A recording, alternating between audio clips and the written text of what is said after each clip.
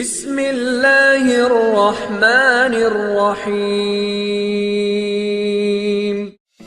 السلام عليكم ورحمة الله وبركاته.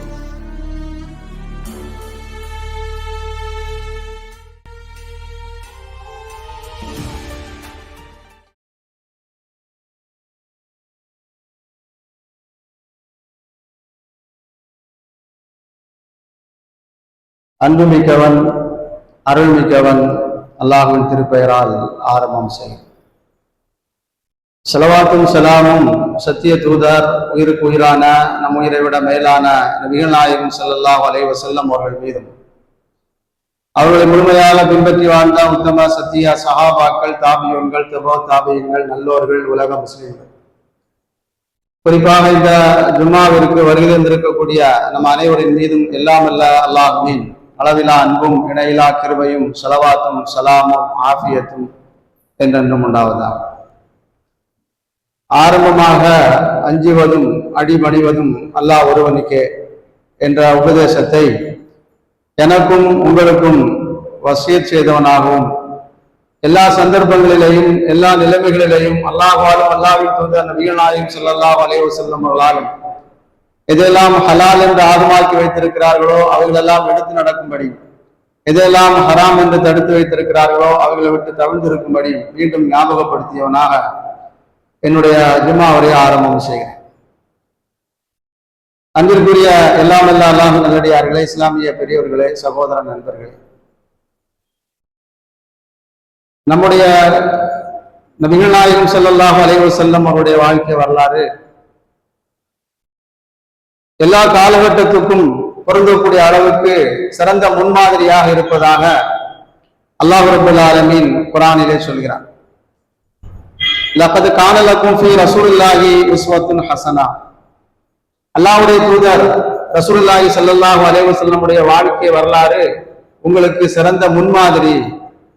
எனவே அவருடைய வாழ்க்கை வழிமுறைகளை நீங்கள் பின்பற்றுங்கள் என்று அல்லாஹ் ரப்பல் ஆலமீன் இந்த வசனத்திலே சொல்கிறார். பொதுவாக உலக வரலாற்றை பார்க்கிற போது எந்த ஒரு தலைவரும் பாதிப்படைவதற்கு பிறகுதான் ஒரு தலைவருடைய அந்தஸ்துக்கு வருவார்கள். நாமெல்லாம் தேசத்தந்தை என்று சொல்லக்கூடிய காந்தியடிகள் ரயிலிலே பயணம் செய்து கொண்டிருந்தார். எவரிலே ஆங்கிலேயர் ஒருவர் இருந்தார். இவர் இந்தியாவை சார்ந்தவர், இவர் கருப்பு நிறத்தை சார்ந்தவர் என்ற ஒரு கோணத்தில் தேசத்தந்தை காந்தியடிகள் அவர்களை கேவலப்படுத்தும் விதமாக சில வார்த்தைகளை பேசினார். அதற்கு பிறகுதான் காந்தியடிகள் இந்தியாவிலே நம்முடைய மக்கள் இந்த ஆங்கிலேயர்களால் எவ்வளவு பாதிப்புக்குள்ளா இருக்கிறார்கள் என்பதை புரிந்து கொண்டு போராட ஆரம்பித்து அதற்கு பிறகு வெற்றி கண்டார். அதனால்தான் தேசத்தந்தை காந்தியடிகள் என்று நாம் இப்போது வரைக்கும் சொல்கிறோம். இது அவருடைய சர்வேயிலே பதிவு செய்யப்பட்டிருக்கக்கூடிய ஒரு குறிப்பு. அவர் பாதிப்படைவதற்கு முன்னால் வரைக்கும், அவர் கேவலப்படுவதற்கு முன்னால் வரைக்கும் இந்த சிந்தனை அவருக்கு வரவில்லை. எப்போது ஒரு ஆங்கிலேயரால் கேவலப்படுத்தப்பட்டாரோ, இழிவுபடுத்தப்பட்டாரோ அதற்கு பிறகு அவருக்கு இந்த சிந்தனை வந்து போராட ஆரம்பித்து வெற்றி கண்டார். இதுதான் வரலாறு. இதே மாதிரி ஒவ்வொருவருடைய வரலாற்றினுடைய பின்னணியை பார்க்கிற போது ஏதாவது ஒரு இடத்திலே பாதிப்படைந்திருப்பார்கள். அதற்கு பிறகுதான் போராட ஆரம்பிப்பார்கள். அது உலகத்தில் இருக்கக்கூடிய பெரிய தலைவராக இருந்தாலும் சரி, அல்லது சின்ன சின்ன பொறுப்பில் இருக்கக்கூடியவராக இருந்தாலும் சரி. நாம் இப்போது நம்முடைய இஸ்லாமிய இயக்கங்களை பார்க்கிறோம் பாருங்கள். அந்த இஸ்லாமிய இயக்கத்தில் இருக்கக்கூடியவர்கள் ஒரு இயக்கத்தில் இருப்பார். அவருக்கு ஏதாவது ஒரு பாதிப்பு வந்திருக்கும். உடனே அவர் இன்னொரு கட்சி ஆரம்பிப்பார், இன்னொரு இயக்கத்தை ஆரம்பிப்பார், இன்னொரு பேரில் இன்னொரு இதை ஆரம்பிப்பார். நான் பாதிப்படைந்து விட்டேன், எனக்கு சரியான அங்க மதிப்பு மரியாதை கிடையாது என்று சொல்லி இருக்கக்கூடிய நிலைமையெல்லாம் நாம் சமூகத்திலே பார்க்கிறோம். ஆனால் நபிகள் நாயகம் ஸல்லல்லாஹு அலைஹி வஸல்லம் அப்படி கிடையாது. வரலாறு திறந்த புத்தகமா இப்போது வரைக்கும் இருக்கிறது. எல்லா மொழிகளிலும் அல்லாஹ்வுடைய தூதர் ரசூலுல்லாஹி ஸல்லல்லாஹு அலைஹி வஸல்லம் வாழ்க்கை வரலாறு பதிவு செய்யப்பட்டிருக்கிறது. எந்த மொழியில போய் பார்த்தாலும் படித்துக் கொள்ள முடியும். அவருடைய வாழ்க்கை வரலாற்றை பார்க்கிற போது ஆரம்ப காலகட்டத்திலே அந்த மக்கால் இருக்கக்கூடிய அரபு மக்களிடத்திலே நபிகள் நாயகம் ஸல்லல்லாஹு அலைஹி வஸல்லம் சிறப்பு எப்படி இருந்தது என்று பார்த்தால் ரெண்டு செய்தியை நமக்கு தெரியும். அல் அமீன் அல் சாதிக், நம்பிக்கைக்குரியவர், உண்மை பேசக்கூடியவர். இந்த சிறப்பு அல்லாஹ்வுடைய தூதர் ரசூலுல்லாஹி ஸல்லல்லாஹு அலைஹி வஸல்லம் நபியாக வருவதற்கு முன்பே அந்த மக்களால் சொல்லப்பட்டு, முஹம்மது நபி ஸல்லல்லாஹு அலைஹி வஸல்லம் அவர் உண்மை பேசக்கூடியவர், பொய்யை பேச மாட்டார், அவர் நம்பிக்கைக்குரியவர், நம்பிக்கைக்கு மாற்றமாக நடக்க மாட்டார், அவரிடத்தில் எதை ஒப்படைத்தாலும் சரியாக செய்வார் என்ற இந்த சிறப்பு அந்தஸ்து அந்த மக்களிடத்தில் இருந்தது. அதுக்கு பிறகுதான் அல்லாஹ் ரப்பல் ஆலமீன் குர்ஆன் வசனத்தை இறக்கி நீங்கள் இஸ்லாத்தை மக்களுக்கு சொல்லுங்கள் என்று சொன்ன போதுதான் அதை ஏற்றுக்கொள்ளவில்லை. அதுக்கு முன்னால் வரைக்கும் சிறந்த அந்தஸ்தில் இருந்தார்கள், அதற்கு பிறகும் இருந்தார்கள். ஆரம்ப காலகட்டத்தில் இஸ்லாத்தை சொன்ன போது அதை ஈர்க்கப்பட்ட அந்த மக்கள் இஸ்லாத்துக்கு வந்தார்கள். அப்ப அரபு உலகத்தில் இருக்கக்கூடிய அந்த முக்கியமான தலைவர்கள் நபிகள் நாயகம் ஸல்லல்லாஹு அலைஹி வஸல்லம் வந்து பேசுகிறார்கள், முஹம்மதே ஸல்லல்லாஹு அலைஹி வஸல்லம் உங்களுக்கு என்ன பொறுப்பு வேணாலும் நாங்க தரோம், இந்த அரபு உலகத்தை இங்க தலைவராக இருக்க விரும்புகிறீர்களா, அந்த பொறுப்பு தரோம், வேற ஏதாவது சொத்து சுகம் வசதி வாய்ப்பு வேண்டுமா, அதையும் நாங்க தரோம், சிறந்த வம்சத்தை சார்ந்த பெண்ணை திருமணம் முடிக்க வேண்டும் என்று உங்களுக்கு ஆசை இருக்கிறதா, அதையும் தரோம். அது மனிதன் ஆசைப்படக்கூடிய மூன்றுமே உங்களுக்கு தருகிறோம். சொத்து சுகம் வேணுமா, பதவி பட்டம் வேணுமா, அல்லது சிறந்த பெண்ணை திருமணம் முடிக்க வேண்டுமா, இதெல்லாம் தரோம். ஆனா இந்த இஸ்லாத்தை நீங்க மக்களுக்கு சொல்லக்கூடாது, இந்த குர்ஆனிய போதனை மக்களுக்கு சொல்லக்கூடாது. நம்முடைய முன்னோர்கள் எப்படி அந்த சிலை வணக்கத்தில் இருந்தார்களோ, இன வைத்துக் கொண்டு வாழ்ந்து கொண்டிருந்தார்களோ, எப்படி தான் மட்டும்தான் சிறந்தவர் என்ற அந்த மேன்மக்களுடைய அந்தஸ்தில் இருந்தார்களோ அப்படித்தான் இருக்கணும். நீங்க இதை சொல்லக்கூடாது, அப்படி நீங்கள் செய்வதா இருந்தால் இதை நீங்க உங்களுக்கு நாங்கள் செய்ய தயாராக இருக்கிறோம் என்று அந்த அரபுலகத்தில் இருக்கக்கூடிய தலைவர்கள், குறைசி தலைவர்கள் சொன்னதாக வரலாற்று குறிப்பிலே பார்க்கிறோம். அது நபி ஸல்லல்லாஹு அலைஹி வஸல்லம் அவர்கள் எல்லா சந்தர்ப்பத்திலும் சிறந்த அந்தஸ்திலே இருந்தார்கள். நபியாக வருவதற்கு முன்னாலும் சிறந்ததாக அந்த மக்களுக்கு மத்தியிலே கணிக்கப்பட்டார்கள், போற்றப்பட்டார்கள். நபியாக வந்ததற்கு பிறகும் போற்றப்பட்டார்கள். இன்னைக்கு உலகத்துல சில வரலாற்று குறிப்புகளை பார்க்கிற போது சில தலைவர்கள் சொல்லக்கூடிய ஒரு கருத்தை பார்க்க முடிந்தது. நீ உலகத்துல நல்ல முறையில் வாழ வேண்டும் என்று சொன்னால், நீ ஏதாவது சாதனை படைக்க வேண்டும் என்று சொன்னால், 4 பேர் பாராட்டக்கூடிய அளவுக்கு நீ வாழ வேண்டும் என்று சொன்னால், ஏதாவது ஒரு தலைவருடைய வாழ்க்கை வரலாற்றை நீ பின்பற்றி வாழ்ந்து என்று ஒரு கருத்தை முன்வைக்கிறார்கள். அளவிலே பல தலைவர்கள் இருக்கிறார்கள். சமூகத்துக்காக போராடியவர்கள், தன்னுடைய இனத்துக்காக போராடியவர்கள், கம்யூனிஸ்ட்வாதிகள் என்று பல தலைவர்கள் இருக்கிறார்கள். யாராவது ஒரு தலைவர் உனக்கு பிடித்திருந்தால் அந்த தலைவர் சொல்லக்கூடிய அந்த வாழ்க்கை வழிமுறையை நீ பின்பற்றி வாழ, நீ உலகத்துல சிறந்த அந்தஸ்துல வாழலாம் என்ற ஒரு கருத்தை முன்வைக்கிறார்கள். அப்படி தேடி கண்டுபிடித்து பார்த்தால் இப்போது சொல்லப்பட்ட இந்த முறைப்படிதான் ஒவ்வொரு தலைவரும் இருப்பார்கள். அதற்கு பிறகுதான் அவர் தலைவர் அந்தஸ்துக்கு வந்திருப்பார். அவர் பாதிப்படைந்திருப்பார், அவர் கேவலப்படுத்தப்பட்டிருப்பார், அல்லது அவர் புறக்கணிக்கப்பட்டிருப்பார், ஏதாவது அவருக்கு எதிராக செயல்பட்டிருப்பார்கள்.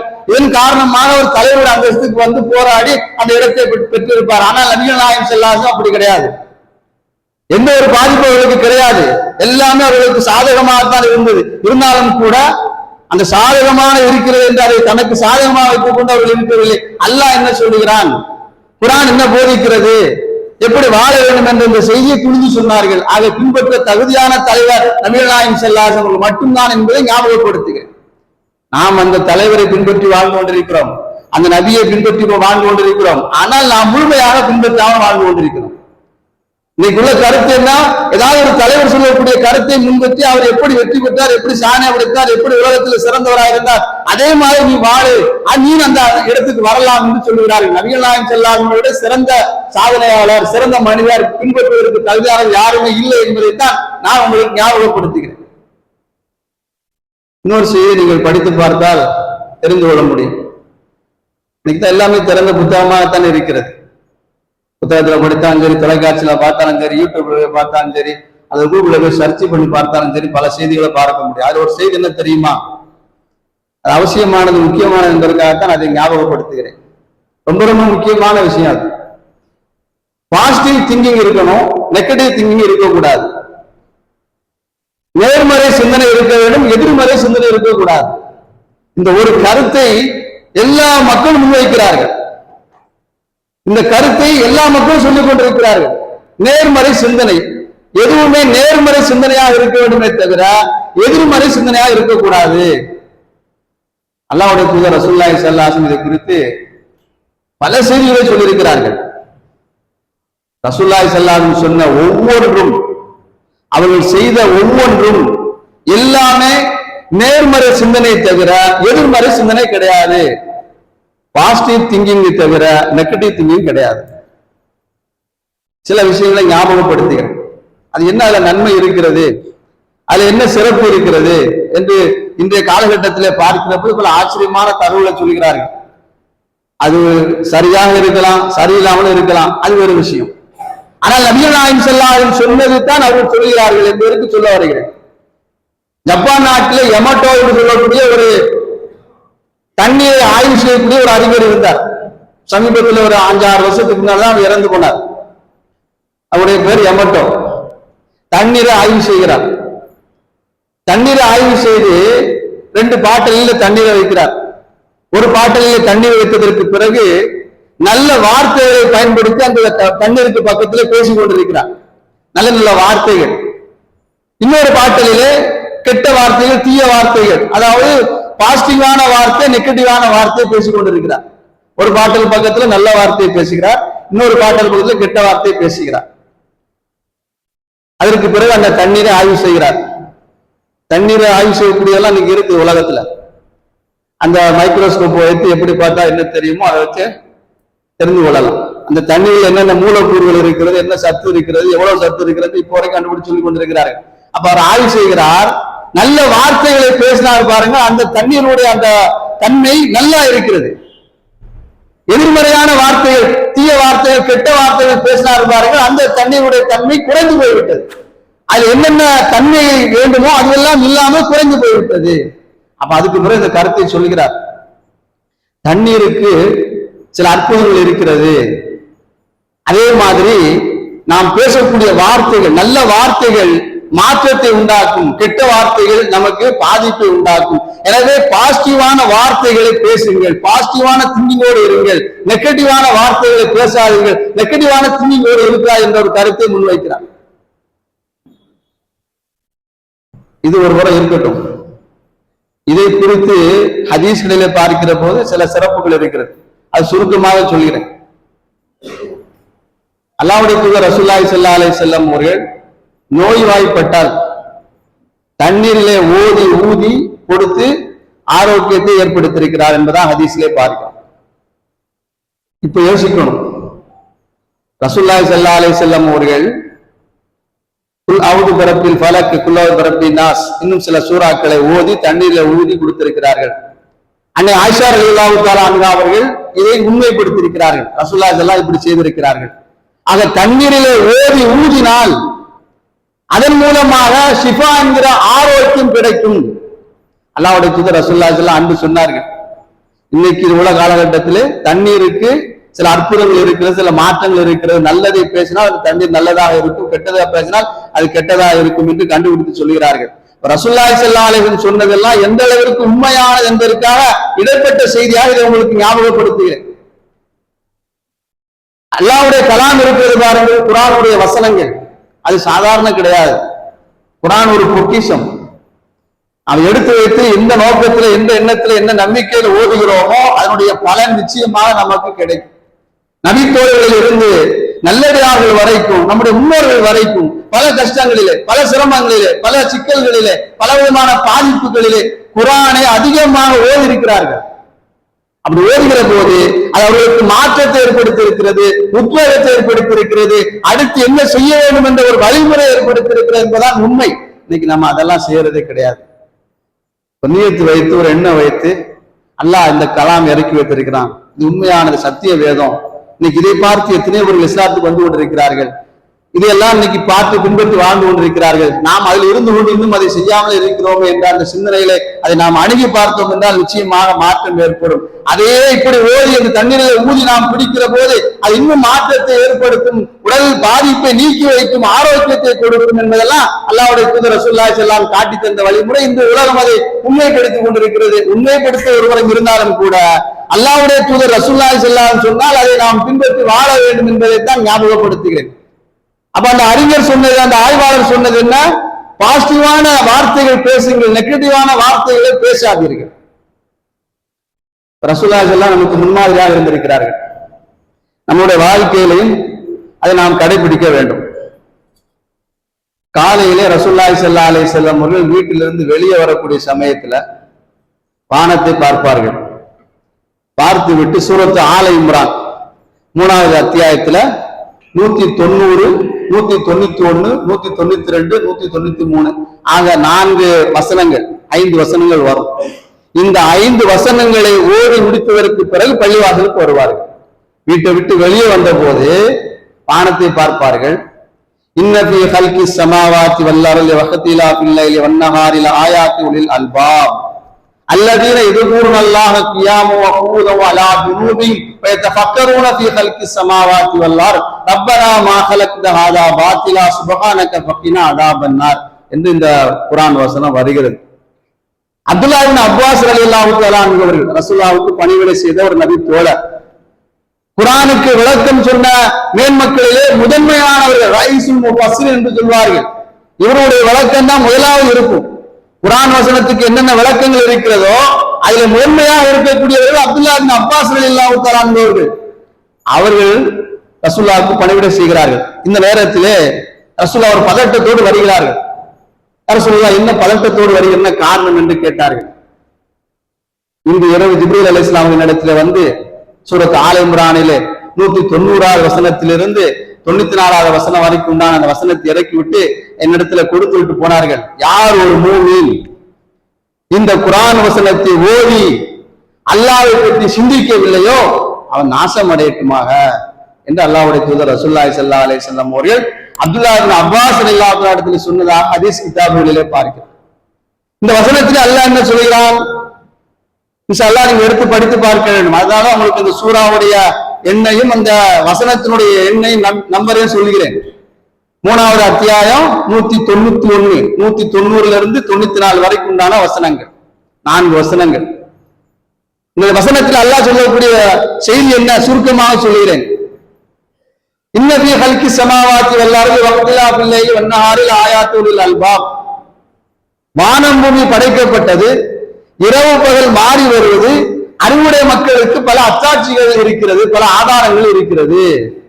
வானம் பூமி படைக்கப்பட்டது, இரவு பகல் மாறி வருவது, இது நாள் இல்லாம உலகம் கிடையாது. இதை பார்த்து நீங்கள் சிந்திக்க வேண்டும் என்று அல்லாஹ் குர்ஆனிலே சொல்கிறான். இதை ஓய்விட்டு தான் அல்லாஹ்வுடைய தூதர் ரசூலுல்லாஹி ஸல்லல்லாஹு அலைஹி வஸல்லம் பள்ளிவாசலுக்கு வருவார்கள். இப்ப காலை பொழுதில் எப்படி வருகிறார்கள் அதுக்கு ஞாபகப்படுத்துகிறேன். நேர்மறை சிந்தனையோடு வருகிறார்கள்.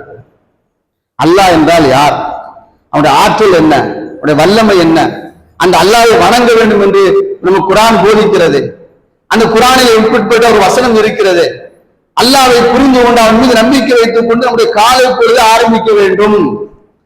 நேர்மறை சிந்தனையோடு, பாசிட்டிவ் திங்கிங்கோடு அல்லாஹ்வுடைய தூதர் ரசூலுல்லாஹி ஸல்லல்லாஹு அலைஹி வஸல்லம் அவர்கள் வீட்டை விட்டு வெளியே வந்திருக்கிறார்கள்.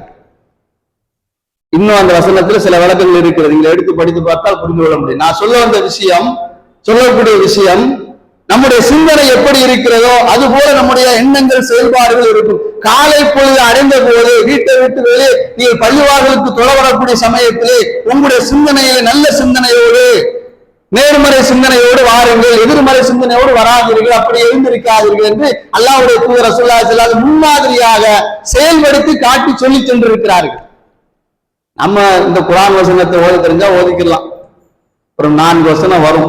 இந்த வசனத்துக்கு பல சிறப்புகள் இருக்கிறது. அது அல்லாஹ்வை பற்றி உண்டான செய்திகள் வரும். ரப்பனா ரப்பனா ரப்பனா என்று 4-5 இடங்களிலே வரும். இந்த வசனத்துக்கு விளக்கம் சொல்லக்கூடிய முஃபஸ்ஸிர்கள் ஒரு கருத்தை சொல்லுகிறார்கள். யார் ஒருவர் 5 தடவை ரப்பனா ரப்பனா ரப்பனா ரப்பனா என்று சொல்லி அல்லாஹ்விடத்திலே துஆ கேட்கிறாரோ, எங்களுடைய ரட்சகனே எங்களுடைய ரட்சகனே எங்களுடைய ரட்சகனே என்று முழுமையான நம்பிக்கையோடு கேட்கிறாரோ, அந்த 4-5 இடத்துல அந்த ரப்பனா வரும் என்று அந்த வசனத்தில், நான் சொன்ன வசனத்துல. அதுக்கு அடுத்து அல்லாஹ் சொல்கிறான், ஃபஸ்தஜாப லஹும். அந்த நல்லடியாக அல்லாஹ்விடத்திலே பலவிதமான நற்பெயர்களை கேட்டார்கள். அந்த துஆவை அல்லாஹ் ஏற்றுக்கொண்டான். எனவே மூமின்களே, முஸ்லிம்களே, ஆண்களே, பெண்களே, நீங்கள் அல்லாஹ்விடத்திலே ரப்பனா ரப்பனா ரப்பனா என்று 5 தடவை கேட்டுவிட்டு அதற்கு பிறகு உங்களுடைய துஆவை நீங்கள் கேட்டால் அல்லாஹ் ரப்பல் ஆலமீன் அந்த துஆவை ஏற்றுக்கொள்வான். அல்லாஹ் குர்ஆனிலே உத்தரவாதம் கொடுக்கிறான் என்று இந்த வசனத்துக்கு விளக்கத்தை பார்க்க முடிகிறது. இதை இடை செய்தியாக வைத்துக் கொள்ளுங்கள். நம்முடைய சிந்தனை எல்லாம் பாசிட்டிவ் திங்கிங்கா இருக்கும். இன்னைக்கு அப்படி இல்லை, எல்லாமே எதிர்மறை நெகட்டிவ் திங்கிங்கா தான் அதிகமா இருக்கிறது. நானும் சில சமயத்துல பேசியிருக்கிறேன், நீங்களும் பேசியிருக்கலாம். அப்படி இருக்கக்கூடாது என்பதற்காக தான் ஞாபகப்படுத்துகிறேன். நல்ல வார்த்தை. அல்லாஹ்வுடைய தூதர் ரசூலுல்லாஹி ஸல்லல்லாஹு அலைஹி வஸல்லம் நமக்கு முன்மாதிரியாக வாழ்ந்து சென்றிருக்கிறார்கள். தாமஸ் ஆல்வா எடிசன் என்று ஒருவர் சொல்வார்கள். பல கண்டுபிடிப்பை கண்டுபிடித்தவர் அவர். Thomas Alva Edison. அவருக்கு சிறு வயதுல சரியான முறையில படிப்பு வரவில்லை. பள்ளிக்கூடத்தில் இருக்கக்கூடிய ஆசிரியர் ஒரு தபால் எழுதி அவரிடத்துல கொடுத்து, உன்னுடைய தாயாரிடத்துல இதை கொடுத்து விடு என்று சொல்லி அனுப்பி விடுகிறார்கள். அந்த கடிதத்தை வாங்கி தன்னுடைய தாயாரிடத்துல, தாமஸ் ஆல்வா எடிசன் பல கண்டுபிடிப்பு கண்டுபிடித்தவர், யாருக்கும் தெரியாம இருக்க வாய்ப்பு கிடையாது, படித்தவர்களுக்கெல்லாம் தெரியும். அதை வாங்கி தாயார் படித்து பார்க்கிறார். படித்து பார்த்து விட்டு சொன்னார், என்னம்மா அதுல போட்டிருக்கிறது, உங்க மகன் மிகப்பெரிய சாதனை படைக்கக்கூடியவன், உங்க மகனை நல்ல முறையில் நீங்கள் வளர்த்து வாருங்கள் என்று எழுதியிருக்கிறது என்று சொல்லி ஒரு புத்தகத்துல அந்த கடிதத்தை வைத்துவிட்டு மகனுக்கு தன்னம்பிக்கையும் ஆர்வத்தையும் நல்ல சிந்தனையும் ஊட்டிக்கொண்டு அந்த தாய் வளர்த்து வந்தார். தாமஸ் ஆல்வா எடிசனுடைய தாயார் பெரிய சாதனை படைக்கக்கூடிய அளவுக்கு வந்து விட்டார். ஒரு நாள் அந்த புத்தகத்திலிருந்து அந்த கடிதத்தை எடுத்து படித்து பார்க்கிறார். அது என்ன எழுதிருந்தது தெரியுமா? அந்த பள்ளிக்கூடத்தில் இருக்கக்கூடிய ஆசிரியர் எழுதி கொடுத்திருக்கிறார், உங்களுடைய மகன் மக்கு பையன், இவனுக்கு படிப்பு வராது, இவனுக்கு படிப்பு ஏறாது, எதுக்குமே லாயக்கு கிடையாது, பள்ளிக்கூடத்துக்கு அனுப்பாதீர்கள், இனிமேல் அனுப்பினால் எந்த பலனும் கிடையாது, வீட்டிலே வைத்துக் கொள்ளுங்கள் என்று எழுதியிருக்கிறது. ஆசிரியர் சொல்லக்கூடிய போதனை எப்படி இருக்கிறது? எதிர்மறை சிந்தனையான வார்த்தை. தாயார் பார்க்கிறார், நம்முடைய மகனை சிறந்தவனாக உருவாக்க வேண்டும் என்று நல்ல வார்த்தையை, மகனை நீ தான் உலகத்துல சாதனை படிக்கக்கூடியவன் என்று எழுதியிருக்கிறார். அந்த வார்த்தையை ஊட்டி ஊட்டி ஊட்டி வளர்த்தார். தாமஸ் ஆல்வா எடிசன் பல கண்டுபிடிப்புகளை கண்டுபிடித்தார். ஆக நல்ல வார்த்தைகள், நேர்மறையான வார்த்தைகள் சொல்ல வேண்டுமே தவிர எதிர்மறையான வார்த்தை சொல்லக்கூடாது. வீட்டில் இருக்கக்கூடிய பெற்றோர்களும் சரி, அல்லது பேர குழந்தை பெற்றிருக்கக்கூடிய அந்த பொறுப்பில் இருக்கக்கூடியவர்களும் சரி, தன்னுடைய மகனுக்கு மகளுக்கு நல்ல வார்த்தையை சொல்லணும். ரசூலுல்லாஹி ஸல்லல்லாஹு அலைஹி வஸல்லம் சொல்லியிருக்கிறார்கள். ஜும்மாவுல அடிக்கடி சொல்வது உண்டு, ஞாபகப்படுத்திக்கிட்டே இருக்கிறேன். ரசூலுல்லாஹ் சொன்னதை தவிர உலகத்துல வர சிறந்து எதுவுமே கிடையாதுங்க, வேற எதுவுமே கிடையாது. ரசூலுல்லாஹ் சொன்னதை தான் உலகம் சொல்லுது, குர்ஆன் சொன்னதை தான் உலகம் சொல்லுது. அதை கொஞ்சம் வித்தியாசப்படுத்தி சொல்வார்கள், அப்படி இப்படி என்று வித்தியாசப்படுத்தி சொல்வார்களே தவிர அது அப்பாற்பட்டு எதுவுமே கிடையாது. இப்ப சொன்ன வார்த்தை இருக்கிறது பாருங்க, ஒரு தாய் தன்னுடைய மகனுக்கு எந்த மாதிரி வார்த்தையை சொல்லுகிறாரோ அதே போல ஆகிவிடுகிறார், அதே போல நடந்திருக்கிறது. இது அல்லாஹ்வுடைய தூதர் ரசூலுல்லாஹி ஸல்லல்லாஹு அலைஹி வஸல்லம் லா தது அலா அவுலாதிக்கும் அலா அன்ஃபுசிக்கும், ரெண்டு செய்தியை சொல்லுகிறார்கள். உங்களுடைய குழந்தைக்கு எதிராக நீங்கள் துஆ செய்யாதீர்கள், உங்களுக்கு எதிராக நீங்கள் துஆ செய்யாதீர்கள். இன்னைக்கு நாம செஞ்சுக்கிட்டு இருக்கிறோம் நெகட்டிவ் திங்கிங், நெகட்டிவான வார்த்தை. நம்முடைய மகனை பார்த்து, மகளை பார்த்து, பேர குழந்தையை பார்த்து, பேர பிள்ளையை பார்த்து, இது எல்லாம் இருக்க மாட்டா, நீ நாசமா போயிருவ, நீ அப்படி போயிருவ, இப்படி போயிருவ, உனக்கு அறிவு இருக்கிறதா இல்லையா, இப்படியா அப்படியா, என்ன படிக்கிற, என்ன செய்கிறா, என்ன போகிறா, என்ன வருகிறா என்று இந்த மாதிரி வார்த்தையை பேசு. இப்படி பேசாதீர்களா ததுவாலா அவுலாதிக்கும் வலா அன்புசிக்கும், உங்களுடைய குழந்தைகளுக்கு எதிராக இப்படிப்பட்ட வார்த்தை பத்துவாவை செய்யாதீர்கள், உங்களுக்கு எதிராக செய்யாதீர்கள். நாம என்ன செய்யறோம்? ஒரு கஷ்டத்துல, பிரச்சனையில, சிக்கல்ல, சிரமத்துல, நான்லாம் உலகத்துல இருந்து என்ன சாதிக்க போறேன், எனக்கு மவுத்து வராதா, நான் செத்து போக கூடாதா, உலகத்துல இருந்து என்ன ஆக போகிறோம், ஏதாக போகிறோம் என்று நமக்கு நாமே சொல்லிக் கொண்டிருக்கிறோம். உங்களுக்கு எதிராகவும் நீங்கள் சொல்லாதீர்கள், உங்களுடைய குழந்தைகளுக்கு எதிராக நீங்கள் சொல்லாதீர்கள், நல்ல வார்த்தையை சொல்லுங்கள். நீ உலகத்துல சாதனை படைப்ப, நீ நல்லா வருவ, நீ சமூகத்துல சிறந்த அந்தஸ்து பெறுவ, உன்னால் பலர்கள் பயனடைவார்கள், உனக்கு நல்ல சிறப்பு இருக்கிறது, சில அந்தஸ்து இருக்கிறது. இந்த வார்த்தை உத்வேகம். நெகட்டிவான வார்த்தைக்கு பதிலாக பாசிட்டிவான வார்த்தையை சொல்லி பாருங்கள், அது மாற்றத்தை ஏற்படுத்தும். இப்ப ரசூலுல்லாஹி ஸல்லல்லாஹு அலைஹி வஸல்லம் அவர்கள் வீட்டை விட்டு வெளியே வரக்கூடிய சமயத்தில் இப்படிப்பட்ட சிந்தனையோடு வந்திருக்கிறார்கள். இப்ப பகல் காலங்கள் எப்படி இருப்பாரு, இரவு தூங்கக்கூடிய நேரத்துல ரசூலுல்லாஹி ஸல்லல்லாஹு அலைஹி வஸல்லம் பழக்கம் என்ன என்று ஹதீஸ்களிலே பார்க்கிற போது, எவ்வளவு பிரச்சனை வந்தாலும் சரி, எவ்வளவு சிரமங்கள் வந்தாலும் சரி, எவ்வளவு பாதிப்பை சந்தித்தாலும் சரி, இரவு தூங்கக்கூடிய சமயத்துல அம்ரி இல்லல்லா, என்னுடைய எல்லா காரியங்களும் நான் அல்லாஹ்விடத்திலே ஒப்படைத்து விட்டேன், அல்ஜவத்துல் அக்ரி இல்லல்லா, என்னுடைய முதுகை நான் அல்லாஹ்வின் பக்கமே வைத்து விட்டேன், என்னுடைய எல்லா காரியத்தையும் நான் அல்லாஹ்விடத்திலே ஒப்படைத்து விட்டேன், அல்லாஹ் மீறி எதுவுமே கிடையாது. எப்ப? தூங்க போகக்கூடிய சமயத்துல. நம்ம என்ன செய்யறோம்? தூங்க போற சமயத்துல கவலைப்படுறோம். அதனால் தூக்கம் இல்லாமல் இரவு 1 மணி 2 மணி 3 வரைக்கும் முடித்துக் கொண்டு படுத்திருக்கிறோம். ஆனா தூங்குவது கிடையாது. கண்கள் மூடி இருக்கிறது, ஆழ்ந்த தூக்கம் கிடையாது. இன்னைக்கு பலருடைய வாழ்க்கை வழிமுறை இப்படித்தான் இருக்கிறது. ஆனா ரசூலுல்லாஹி ஸல்லல்லாஹு அலைஹி வஸல்லம் எப்படி காலையில கண் விழிக்கிற போது வானத்தை பார்த்து அல்லாஹ்வை சார்ந்தவருடைய பொறுப்பு ஒப்படைக்கிறார்கள். இரவு தூங்கும் நேரத்துல யா அல்லாஹ் எல்லா பொறுப்பையும் நான் உன்னிடத்தில் ஒப்படைத்து விட்டேன், இதுக்கு நான் தூங்க போகிறேன். அதுக்கு பிறகு சில சூறாக்கள் நமக்கு தெரிந்ததுதான், அதுக்கு பிறகு சில திக்ர்கள் நமக்கு தெரிந்ததுதான். குல்லாவு பிறப்பின் பல குல்லா பிறப்பின் நாஸ் குல்லாவாவது 3 தடவை ஓதிருக்கிறார்கள். அதுக்கு பிறகு அந்த சுப்ஹானல்லாஹ் அல்ஹம்துலில்லாஹ் அல்லாஹ் அக்பர் 33 தடவை ஓதிருக்கிறார்கள். அதற்கு பிறகு ஒளி செய்து விட்டு அப்படியே தூங்குகிறார்கள். அல்லாஹ்விடத்தில் எல்லா பொறுப்பையும் சாட்டுகிறார்கள். நிம்மதியான தூக்கம் தூங்கியிருக்கிறார்கள். சஹாபாக்களை தெரிந்து கொண்டு தன்னுடைய வாழ்க்கையை நடைமுறைப்படுத்தி நிம்மதியாக தூங்கியிருக்கிறார்கள். அல்லாஹ்வின் உலகத்திலே எதுவுமே கிடையாது என்ற நம்பிக்கை அந்த மேன்மக்களுக்கு இருந்தது, நமக்கு இல்லை. நம்ம அப்படியே காலத்தை கழித்து கொண்டு ஒரு கவலை இருக்கு, பிரச்சனை இருக்கு, சிக்கல் இருக்கு, சிரமம் இருக்கு, என்ன செய்வது ஏது செய்வது, இப்படியா அப்படியா என்று அப்படியே புலம்பிக் கொண்டு கண் விழித்துக் கொண்டு அப்படியே வாழ்க்கையை வெறுத்து என்னடா வாழ்க்கை இது என்று சொல்லக்கூடிய அளவுக்கு நம்முடைய வாழ்க்கை இன்றைய கழித்துக் கொண்டிருக்கிறோம். நம்முடைய மார்க்கம் குர்ஆன் ரசூலுல்லாஹ்வுடைய வாழ்க்கை வழியை நமக்கு நல்ல முறையில வாழ்வதற்கு வழியை சொல்லித் தருகிறது. அதை நாம் பின்பற்றுவதற்கு தவறி விட்டோம், பாதிப்பு அடைந்து கொண்டிருக்கிறோம். ஹிஜ்ரி 5வது ஆண்டு கந்தக் என்ற ஒரு போர் நடைபெற்றது. அந்த போரின் போது ரசூலுல்லாஹி ஸல்லல்லாஹு அலைஹி வஸல்லம் அவர்கள் சஹாபாக்களுக்கு உத்வேகமான வார்த்தை, பாசிட்டிவான வார்த்தை, பாசிட்டிவ் திங்கிங் ஏற்படுத்துகிறார்கள். வரலாற்றில் இப்போ வரைக்கும் பதிவு செய்யப்பட்டிருக்கிறது. 3000 தோழர்கள் சஹாபா பெருமக்கள் மதீனாவுடைய எல்லையில ஒரு குழியை தோண்டுகிறார்கள். எதிரில் வந்து தாக்கக்கூடாது என்பதற்காக வேண்டி சல்மான் பாரிஸ் ரலியல்லாஹு தஆலாவுடைய ஆலோசனையின் பேர் அந்த குழி தோண்டப்படுகிறது. ஒரு குறிப்பிட்ட அளவு ஆழம் அகலம் உள்ள அளவு குழியை தோண்டிவிட்டால் எதிரிகள் அங்கு இறங்கி வந்து மதீனாவுக்கு வர முடியாது, நம்ம தாக்க முடியாது, நம்ம பாதுகாப்பா இருக்கலாம் என்று ஒரு ஆலோசனை சொன்னார்கள். அதே போல அந்த குழி தோண்டுகிறார்கள். குழி தோண்டக்கூடிய இடத்துல ஒரு பாறை தென்படுகிறது, பெரிய பாறை. 3000 சஹாபாக்கள் நபி தோழர்கள் அந்த பாறையை சம்பட்டியால் அடித்து உடைக்கிறார்கள், முடியவில்லை. இதுல இந்த போருக்கு கஷ்டமான ஒரு போர் என்று கூட சொல்வார்கள். சாப்பிடுவதற்கு உணவு கிடையாது, குடிப்பதற்கு தண்ணீர் கிடையாது, குறைவான தண்ணீர், குறைவான உணவுகள், அது சில ரொட்டிகள் அல்லது பெருத்தமரம், இந்த மாதிரி உணவுகள். பசி பட்டினியோட ரசூலுல்லாஹ் வயிற்றிலே கல்லை கட்டி கொண்டு அந்த போரிலே குழி தோண்டக்கூடிய பொறுப்பில் ஈடுபட்டுக் கொண்டு சஹாபாக்களோடு சேர்ந்து குழி தோண்டினார்கள். இப்படிப்பட்ட இந்த சூழ்நிலையில வந்து சொல்லுகிறார், யார சொல்லலாம், ஒரு பாறை தென்படுகிறது என்றால் உடைக்க முடியவில்லை, என்ன செய்வது? ரசூலுல்லாஹ் அந்த சம்பட்டி எடுத்துக்கொண்டு வருகிறார்கள். பிஸ்மில்லாஹ் அல்லாஹ் அக்பர் என்று சொல்லி அடித்தார்கள்.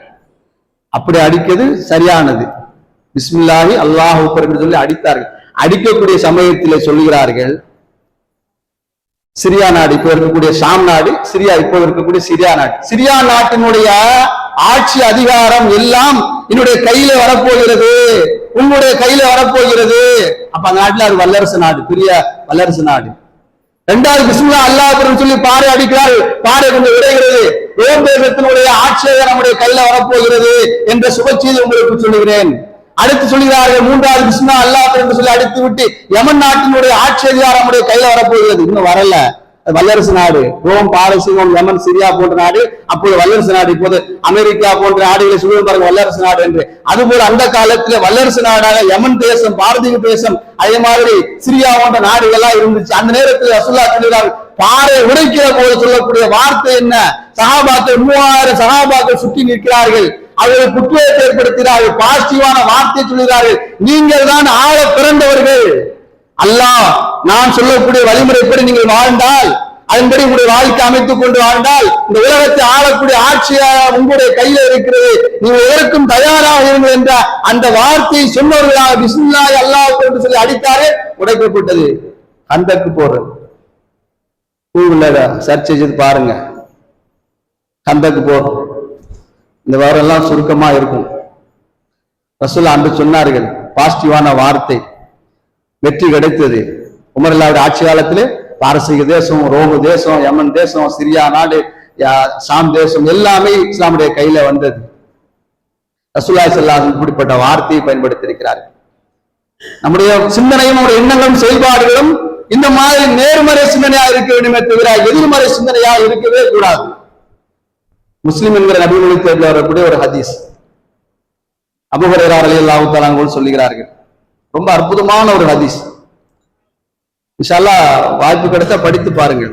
இந்த உலக காலகட்டத்துல புகாரி, முஸ்லிம், அதே மாதிரி அபூ தாவூத், இப்படி ஒரு 3 கிதாபுகள் வந்து பிளே ஸ்டோர்ல இருக்குது.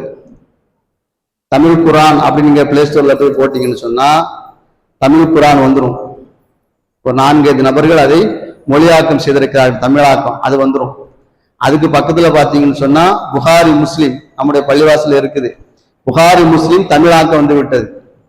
அதுல அந்த ஹதீஸ் வருகிறது. முழுக்க முழுக்க ரசூலுல்லாஹி ஸல்லல்லாஹு அலைஹி வஸல்லம் அவர்கள் பாசிட்டிவான வார்த்தையை பயன்படுத்தி இருக்கிறார் என்பது அந்த ஹதீஸுடைய சுருக்கம்.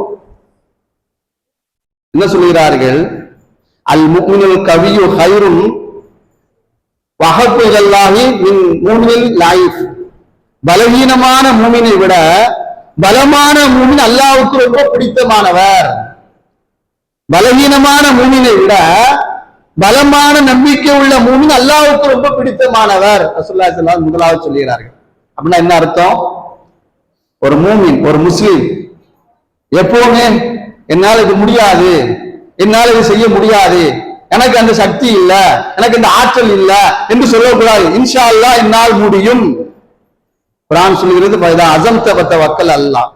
ஒரு காரியத்தில் நீங்கள் முடிவெடுத்து விட்டால், நபியே நீங்க ஒரு காரியத்தில் முடிவெடுத்து விட்டால், அதுல உறுதியா இருந்தால் அல்லாஹ் மீது பொறுப்பு சாட்டுங்கள், அல்லாஹ் அதற்கு உதவி செய்வான். இன்னைக்கு உலகத்துல பெரிய பெரிய தலைவர்கள் எல்லாம் இருக்கிறாங்க. நம்ம ஆரம்பத்தில் உங்களுக்கு ஞாபகப்படுத்தின அவருடைய வாழ்க்கை வரலாறை படித்து பார்த்தால் ஒரு முயற்சி, ஒரு நம்பிக்கை, நம்மால் முடியும் என்ற அந்த எண்ணத்தோடு தான் செயல்பட்டு இருக்கிறார்கள். இது குர்ஆன் சொல்லுகிறது, ரசூலுல்லாஹி ஸல்லல்லாஹு அலைஹி வஸல்லம் சொல்லுகிறார்கள்.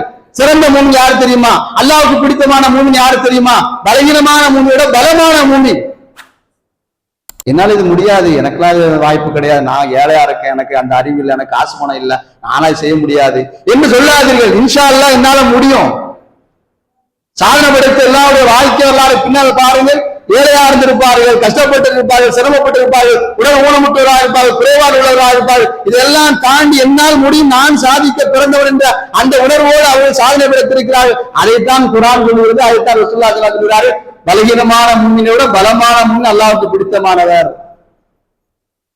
சஹாபாவுடைய வாழ்க்கை வரலாறு இருக்கு, பல உதாரணங்கள் சொல்ல முடியும். இந்த கருத்தே போதுமானது. அடுத்து சொன்னார்கள், வஹரு சலாமா இன்ஃபோக்க, உனக்கு என்னது நல்லதா படுதோ அதை ஆசைப்படு. உனக்கு என்னது நல்லதா படுதோ அதை ஆசைப்படு, அதை அடைவதற்கு முயற்சி செய். அதற்கு என்ன வழி என்று பார். நீ ஒரு பெரிய படிப்பு படித்து சாதனை படைக்க வேண்டுமா, அல்லது வேற ஏதாவது கண்டுபிடிப்பு செய்ய வேண்டுமா, அது வேற ஏதாவது உனக்கு ஏதாவது ஆசை இருக்கிறதா, அதை முதலாவது நினைத்துக்கொள். அதற்கு அடுத்து அதை சார்ந்து எப்படியெல்லாம் அதற்காக பாடுபட வேண்டுமோ, உழைக்க வேண்டுமோ, படிக்க வேண்டுமோ, நேரங்காலம் ஒதுக்க வேண்டுமோ அதற்கு கவனம் செலுத்து. வாகருசாலாமா என்போக்க, உனக்கு பயனுள்ளது என்னெல்லாம் இருக்கிறதோ அதுல கவனம் செலுத்து. வஃபிக்குல்லி ஹைர், நல்ல விஷயங்கள் எதெல்லாம் இருக்கிறதோ அதுல கவனம் செலுத்து. வஸ்தைன் பில்லாஹ், அல்லாஹ்விடத்தில் உதவி தேடு. வலா தாஜிஸ், என்னால முடியாது என்று சோம்பலாகி இயலாமை வெளிப்படுத்தாது. என்னால் முடியும், அல்லாஹ் நம்பிக்கை வைக்கிறேன், அல்லாஹ் எனக்கு உதவி செய்வான் என்று அந்த நம்பிக்கையோடு அசாபக செய்யும். உனக்கு ஏதாவது ஏற்பட்டதற்கு பிறகு நீ லவ் பாழ்த்து காண கதாவ கதா, இப்படி செஞ்சா நல்லா இருக்குமா, அப்படி செஞ்சா நல்லா இருக்குமா என்று சொல்லாதே. நீ முயற்சி செய், அல்லாஹ்வை சார்ந்திரு, என்னென்ன வழி இருக்கோ அதெல்லாம் செய்து கொண்டே இரு. அது மீறி உனக்கு ஒரு கஷ்டம் சிரமம் வந்து விட்டது என்று சொன்னா, நான் இப்படி செஞ்சா நல்லா இருக்குமே, அப்படி செஞ்சா நல்லா இருக்குமே என்று அதை குறித்து கவலைப்படாது. கத்தர் அல்லாஹ் மாஷா ஃபால், அல்லாஹ் நாடினது நடந்து விட்டது. இது வீட்டுல எழுதி வைக்க வேண்டிய ஒரு வாசகம். ஒரு உண்மையான மூமினான ஆணும் சரி பெண்ணும் சரி எழுதி வைக்கலாம், அல்லது சிந்தனையில வைத்துக் கொள்ளலாம்.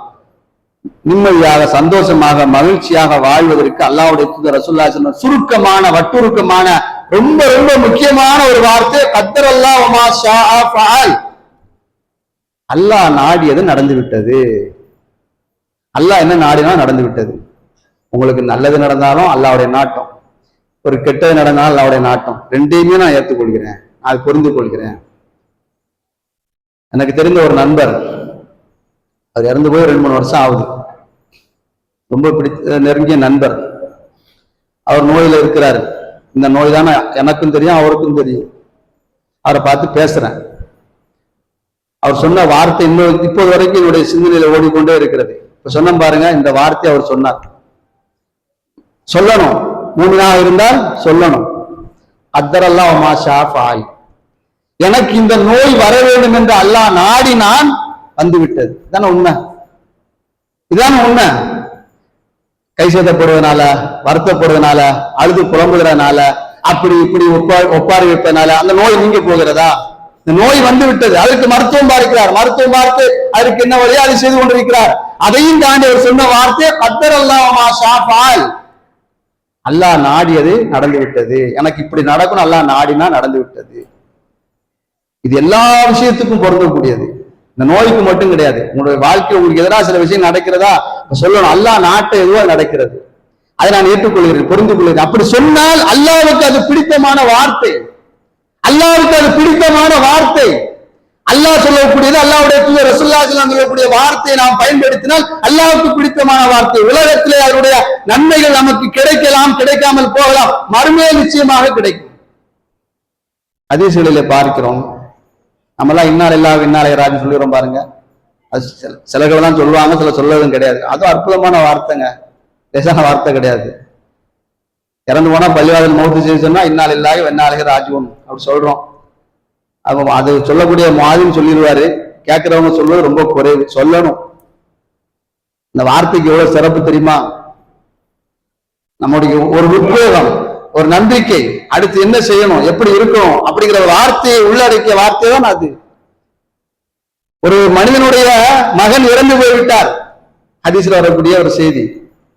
அதற்கு பிறகு இந்த செய்தி அல்லாஹ்விடத்திலே சொல்லப்படுகிறது, என்னுடைய அடியானுடைய ஈரக்கொலை, உயிர் துண்டு, அவருடைய ஊரை கைப்பற்றி கொண்டு வருகிறது. என்னோட அடியான் என்ன சொன்னார், என்னோட அடியான் என்ன சொன்னார்? இன்னைக்கு நானும் நீங்களும் ஒப்பாரி வைப்போம், அழுவோம், அப்படி இப்படி கைசதத்தை வெளிப்படுத்துவோம். ஆனால் ஹதீஸ்ல வருகிறது, இன்னா லில்லாஹி வ இன்னா இலைஹி ராஜிஊன். இந்த வார்த்தை அவர் சொன்னார். அப்படியா? வேற என்ன சொன்னார்? அல்ஹம்துலில்லாஹ் என்று சொன்னார். அல்லாஹ் கொடுத்தான், அல்லாஹ் எடுத்து விட்டான். அதான் உண்மை, அதான் உண்மை. ஏற்றுக்கொண்டாலும் சரி, ஏற்றுக்கொள்ளாவிட்டாலும் சரி, பொருந்து கொண்டாலும் சரி, பொருந்து விட்டாலும் சரி, அதான் உண்மை. அல்லாஹ் நமக்கு குழந்தையை கொடுத்தால் அல்லாஹ் எடுத்துக்கொண்டான், இது நம்முடைய நம்பிக்கை. இன்னொரு அடியான் என்ன சொன்னான்? இன்னா லில்லாஹி வ இன்னா இலைஹி ராஜிஊன் சொன்னார். நான் உலகத்தில் அல்லாஹ்வுக்காகவே வாழ்கிறேன், மீண்டும் நான் அல்லாஹ் பற்றி சொல்லக்கூடியவர். வேற என்ன சொன்னார்? அல்ஹம்துலில்லாஹ் என்று சொன்னார். அல்ஹம்துலில்லாஹ் சொன்னார். என்னை புகழ்ந்தாரா? சொர்க்கத்தில் அவருக்கு ஒரு வீடை கட்டுங்கள், அதற்கு பைத்துல் ஹம்து, புகழக்கூடிய வீடு என்ற பெயரை வையுங்கள். அல்லாஹ்வுடைய தூதர் ரசூலுல்லாஹி ஸல்லல்லாஹு அலைஹி வஸல்லம் அவர்கள் அல்லாஹ் சொல்லக்கூடிய செய்தியை சொன்னார். வார்த்தைக்கு அவ்வளவு வலிமை உண்டு. நோயில அவதிப்பட்டு சிரமப்பட்டு கொண்டிருக்கிறார். நம்ம எல்லாம் இன்னைக்கு பிரபலமான ஒரு நோய் தான் அது. அவர் சொன்ன வார்த்தை என்ன? புலம்பல, அப்படி இல்லை, இப்படி இல்லை, அந்த மாதிரி இந்த மாதிரி எனக்கு அல்லாஹ் நான் என்ன சில சொல்லக்கூடிய வார்த்தை நாம் பார்க்கிறோம். நான் நல்லதாக செய்து கொண்டிருக்கிறேன், நான் தொழுது கொண்டுதான் இருக்கிறேன், நான் தக்காத்து கொடுத்தான் இருக்கிறேன், சதகா கொடுத்து கொண்டுதான் இருக்கிறேன், நன்மை செய்து கொண்டுதான் இருக்கிறேன், எனக்கு மட்டும் இப்படி நடக்கிறது என்று புலம்பிக் கொண்டிருக்கிறோம். அத்தர் அல்லாஹ் அல்லாஹ் நாடியது நடந்து விட்டது. இந்த வார்த்தை அல்லாஹ்வுக்கு பிடித்து போய்விட்டால் அதை விட சிறந்தது எதுவுமே கிடையாது. ஆனா அன்பிற்குரிய அல்லாஹ்வின் அடியார்களே, குர்ஆனிலும் சரி, நபிகள் நாயகம் ஸல்லல்லாஹு அலைஹி வஸல்லம் ஹதீஸ்லயும் சரி பார்க்கிற போது பெருமாள் ரசூலுல்லாஹி ஸல்லல்லாஹு அலைஹி வஸல்லம், பெரும்பாலும் இல்ல முழுக்க முழுக்க ரசூலுல்லாஹி ஸல்லல்லாஹு அலைஹி வஸல்லம் பயன்படுத்திய வார்த்தை பாசிட்டிவான வார்த்தை தான், பாசிட்டிவான திங்கிங் சார்ந்த செய்தியை தான் அதிகமாக ரசூலுல்லாஹி ஸல்லல்லாஹு அலைஹி வஸல்லம் சொல்லி இருக்கிறாங்க. நாம் நம்முடைய வாழ்க்கையில அதை கவனத்தில் வைக்க வேண்டும். பல சந்தர்ப்பத்திலே பல சஹாபாக்களுக்கு இதைத்தான் சொல்லி இருக்கிறார்கள். உங்களால் முடியும், நீங்க சாதிக்கலாம், நீங்க வாழ்க்கையை முன்னேறலாம். ஒருவர் வந்து யாசகம் கேட்கிறார், நமக்கெல்லாம் பிரபலமாக தெரிஞ்ச ஒரு ஹதீஸ், யாசகம் கேட்கிறார். ரசூலுல்லாஹி ஸல்லல்லாஹு அலைஹி வஸல்லம் என்ன சொன்னார் தெரியுமா? யார்கிட்டயாவது பொருட்கள் இருக்கிறதா, பொருள் தான் கொடுங்க. ஒரு போர்வை, ஒரு அந்த காலத்துல ஒரு ஆடை, அந்த போர்வை வந்து கொடுக்கிறார்கள். அந்த போர்வை ரெண்டாவது கிழித்து ஒரு பகுதியை சம்பந்தப்பட்ட ஆட்டை கொடுத்து விட்டு இன்னொரு இடத்துல கொடுத்து விட்டு இதை விட்டு வாருங்க, விட்டு விட்டு இந்த காசு அந்த காலத்துல இருக்கக்கூடிய திருகன் தீனாரை கொண்டு வருகிறார். ஒரு கோடாரை வேண்டு வாருங்கள். கோடாரை வந்து கொடுத்ததற்கு பிறகு ரசூலுல்லாஹ் தன்னுடைய கைப்பட அந்த கோடாரியில ஒரு கம்பு வைத்து கொடுத்து விட்டு காட்டுக்கு சென்று விரவை வெட்டுங்கள், விரவை விட்டு சொந்தமாக சம்பாத்தியம் செய்யுங்கள், சம்பாத்தியம் செய்து வாழுங்கள், அதான் சிறந்தது. ரசூலுல்லாஹி ஸல்லல்லாஹு அலைஹி வஸல்லம் அவர்கள் சரி பரவாயில்ல இந்தாங்க காசு பிடிங்க போங்க என்று சொல்லவில்லை. அவர் வாழ்க்கையில முன்னேறுவதற்கு என்ன பாசிட்டிவான வார்த்தை, பாசிட்டிவான வழிமுறையை சொல்கிறார்கள். நீ சம்பாத்தியம் செய்து சாப்பிடக்கூடிய அந்த உணவு இருக்கிறது, அதான் சிறந்தது. அதே போல அவர் மறுநாள் வருகிறார், அவர் சொல்லுவார், நீங்க கொடுத்து விடுவா, நான் காட்டுக்கு சென்று விரைவை வெட்டி சம்பாத்தியம் செய்து எனக்கு இந்த மாதிரி காசு கிடைத்திருக்கிறது, நீங்க கொடுத்த காசு இருந்தாங்கன்னு சொல்லி போனதாக ஹதீஸிலே பார்க்க. இப்படி பல செய்திகள் சொல்லலாம். நாமும் நம்முடைய வாழ்க்கையில இது நடைமுறைப்படுத்தணும். அடுத்த இவ்வளவு செய்தி ஞாபகப்படுத்துகிறேன், கேட்டு விட்டு போவதற்கு அல்ல, ஆச்சரியப்படுவதற்கு அல்ல, அதில் அதிசயப்படுவதற்கு அல்ல, இப்படித்தான் அப்படித்தான் ரசூலுல்லாஹ் எப்படி சொல்லியிருக்கிறார் என்பதை தெரிந்து கொள்வதற்கு அல்ல, நடைமுறைப்படுத்துவதற்கு. தப்பி தவறு கூட நம்மை சார்ந்து இருக்கக்கூடிய மனைவியிடத்திலேயோ பிள்ளைகளிடத்திலேயோ பேரகுழியிடத்திலேயோ நண்பர்களிடத்திலேயோ நெகட்டிவான வார்த்தையை பயன்படுத்தாதீர்கள், பாசிட்டிவான வார்த்தையை பயன்படுத்துங்கள். அவர்கள் தவறு செய்யக்கூடியவர்கள் தான். கோபத்தை ஏற்படுத்துவது அவருடைய இயல்பான குணம்தான். குழந்தைகளுடைய பழக்கமே அதுதான், இயல்பானதுதான். அது அழைத்து பக்கத்துல வைத்து ரசூல்லாவை மாதிரி சிறந்தவர்கள் யாருமே கிடையாது. நேரத்தின் அருமை கிடையாது, அதெல்லாம் ஞாபகப்படுத்தல. ரசூல்லா அவ்வளவு விஷயத்தை சொல்லி தந்திருக்கிறார்கள். இந்த வார்த்தையை பக்கத்துல உட்கார வச்சு இப்பெல்லாம் செய்யக்கூடாது, இப்பெல்லாம் இருக்கக்கூடாது, இது செய்யணும், இது சொல்லி பாருங்க. ஒரு நேரத்தில் நீங்கள் மறைந்ததற்கு பிறகு, இறந்ததற்கு பிறகு அவர் சொல்லுவான், அந்த பையன் சொல்வான் தன்னுடைய பிள்ளைக்கோ தன்னுடைய பேர குழந்தைக்கோ, என்னுடைய அப்பா என்னுடைய தாப்பார் எனக்கு இதை சொன்னார். எவ்வளவு சிறப்புக்குரியது. நீங்க இறந்து போனால் உங்களை பத்தி பேசக்கூடிய ஒரு சிறப்பு இருக்கிறதா? ரசூல்லா காட்டி இந்த வழிமுறை இவ்வளவு விஷயங்கள் இருக்கிறது. இன்னைக்கு உலகத்துல இந்த தலைவரை பின்பற்றுங்க, அந்த தலைவர் பின்பற்றுங்க என்று சொல்லிக் கொண்டிருக்கிறார். நம்முடைய ரசூல்லாவை போல சிறந்த தலைவர் யாருமே கிடையாது. நாம் அதை கொண்டு ஈமான் கொண்டு வாழ்கிறோம். தெரிந்து கொண்டு போவதற்கல்ல, நடைமுறைப்படுத்தி வாழ்வதுதான் உலகத்திலேயும் சரி மறுவுலகத்திலேயும் சரி சிறந்த வாழ்க்கையை பெற்றுத்தோம். எனவே வரக்கூடிய காலத்திலே அல்லாஹ்வும் அல்லாஹ்வுடைய தூதர் ரசூலுல்லாஹி ஸல்லல்லாஹு அலைஹி வஸல்லம் எதை சொன்னார்களோ, சஹாபாக்கள் எப்படி அது உயிர் மூச்சா எடுத்து வாழ்ந்தார்களோ, நல்லடியார்கள் எப்படி வாழ்ந்தார்களோ, அந்த அடிப்படையில் நாமும் வாழ்ந்து இன்மையிலேயும் மறுமையிலும் சிறந்த மக்களாக இருப்பதற்கு அல்லாஹ் ரப்பல் ஆலமீன் நம் அனைவருக்கும் உதவி செய்தால் புரிவானாக. வரக்கூடிய காலத்திலே கெட்ட கெட்ட நோய்களை விட்டும், கெட்ட மரணத்தை விட்டும், கெட்ட நிலைமை விட்டும் அல்லாஹ் ரப்பல் ஆலமீன் நம்முடைய குடும்பத்தார்கள் நம்மையும் நம்முடைய சந்ததியும் அல்லாஹ் தஆலா பாதுகாத்தால் புரிவானாக. உலகத்தில் வாழக்கூடிய காலம் எல்லாம் நீண்ட ஆயுளோடு, நிறைவான செல்வத்தோடு, பரிபூர்ண ஈமானோடு, உடல் ஆரோக்கியத்தோடு, நோய் நொடி இல்லாத வாழ்க்கையோடு அல்லாஹ் ரப்பல் ஆலமீன் நாம் அனைவரும் வாழச் செய்தால் புரிவானாக. ஆகிர் தவானா அல்ஹம்துலில்லாஹி ரப்பில் ஆலமீன். லைக் பண்ணுங்க, கமெண்ட் பண்ணுங்க, ஷேர் பண்ணுங்க, மறக்காம வீடியோ சப்ஸ்கிரைப் பண்ணுங்க.